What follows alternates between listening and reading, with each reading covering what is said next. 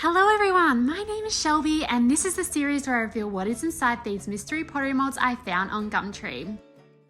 Hello and welcome to Mould 50, and to celebrate such an awesome number, we're doing 2 for the price of 1 this week. Just kidding, it's not really 2 different molds, it's the same item but split over 2 molds, which is really cool, and some molds do this. So I poured it up, I opened it up to reveal a dingly dangly skeleton friend. So you're probably wondering, how did I know that these 2 bits went together, given it's a mystery? Well, a lot of the molds have labels on them, but this one in particular had 2 dots next to the inscription number, or the identifiable number. And when it has the 2 dots next to that number, that means that it is a 2-piece mold. Some of the molds I have this 2 dots, but I haven't been able to find the matching number to go with the other part, so I haven't been able to do those until I find the matching number. I might not even have the matching number. There's been pieces in the reveal so far that don't have a matching mold, but that's okay. This one did have it and they were stacked together. I am so happy with this piece because it's just in time for Halloween. And it's 2 larger molds that I'm getting out of the way as well, so I can move on to some smaller ones again. I start with this mold by cutting off all the excess, and I wasn't really sure how I was going to put all the pieces together. So realistically, I could scratch and score them together and add some slip and attach all the pieces and sort of make it sit and prop up and like it sort of like sits on a bench. But I thought with all these moving parts, it'd be really cool to sort of try and achieve some sort of dangly dingly motion, like it's an outdoor Halloween decoration that you hang on your front porch. So what I did was I got some cantha wire. So the cantha wire, if you didn't know from my previous videos, this is a wire that can withstand the heat of the kiln without, I guess, like burning out and warping and changing. So it withstands the heat like the clay, and it means that you can add sort of amendments or attachments to your clay piece without actually physically attaching it with the clay. And it sort of can give your art piece a little bit more mobility, or a little bit more sculptural, like a bit more of a sculptural element to it. It just gives you so many more options with your art piece. So I added all the little wire bits in so that I could dangle it, and then I bisque fired it ready to paint so that I didn't break any of the fingers and toes and stuff. So when I pulled it out of the mold, because of where it was positioned in the mold, I literally thought that it went this way, and I was so confused why I had that little spine detail in it. I was like, why does that go down the bottom? That doesn't make any sense. So just enjoy my embarrassment when I realized that those little round things aren't breasts, they are the freaking hip bones, and I'm such an idiot because in the mold I was just like, oh, it's up that way, it must go that way, but it was upside down, like the head was upside down. Why didn't I click? And then as soon as I flipped it over, I realized like how much of a like moment I was having, and it just looked so much better instantly. So just enjoy that embarrassment. I wasn't going to share that, but I laughed so hard when I realized, and sent a voice memo to my friend that went for 2 minutes of just me laughing at myself. So this piece is one of those pieces where you could quite easily leave it. You could just leave it and fire this and make sure it's vitrified, and you could hang it outside and it would just do what it's meant to do.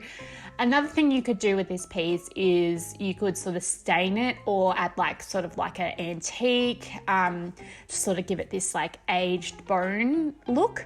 But I decided, because I didn't really want to leave it plain, because how boring, the video would be over, and I didn't really know anything else that I wanted to do with it, I decided to do a little experiment with a new product I was sent from Chrysanthos. So when I ordered some glazes, they added a little sample product in there for me to try on my pottery, and I thought, you know what, I'm going to try it on this piece. So I had this concept of doing these butterflies, and this is under glaze that I'm using here, and the sample product is a 3D trailing glaze. So a 3D trailing glaze is like a raised, almost like a raised liner, like you can use it as like a fine liner, or you could use it for large shapes. But I thought what I would try and do is do like an outline with the 3D trailing glaze, and add sort of like a textured sort of sketch look over the top of these sort of blue blobs. I was really trusting the process at this point, because I was really hating the piece at this point in time, because because it just didn't feel like me. But this is the 3D trailing glaze. It's applied like a normal glaze, but it's got like a little nozzle. But I actually transitioned it to another nozzle bottle that I could change the nozzle gauge size on. And that was just so I could play. Like, I'm literally just doing it so I can play. One thing that I didn't anticipate with this piece is that the detail of the ribs, it was so hard to paint. It was so hard to get the fine liner in there. It was so hard to even get the shape looking consistent and readable. Like, this was just a really not a smart choice this week to do this sort of design work on such a detailed, like with so many really deep indents and grooves. But that's why I decided to experiment on it anyway, because I guess it teaches you so many things about a material, how it moves in different areas, how it sits, how it nestles, what surfaces work, what surfaces don't work. Sometimes you discover new things about a medium. It's all experimental this week. So yeah, don't come for me if you don't like it. I don't really like it either, okay? I don't really know what I'm doing.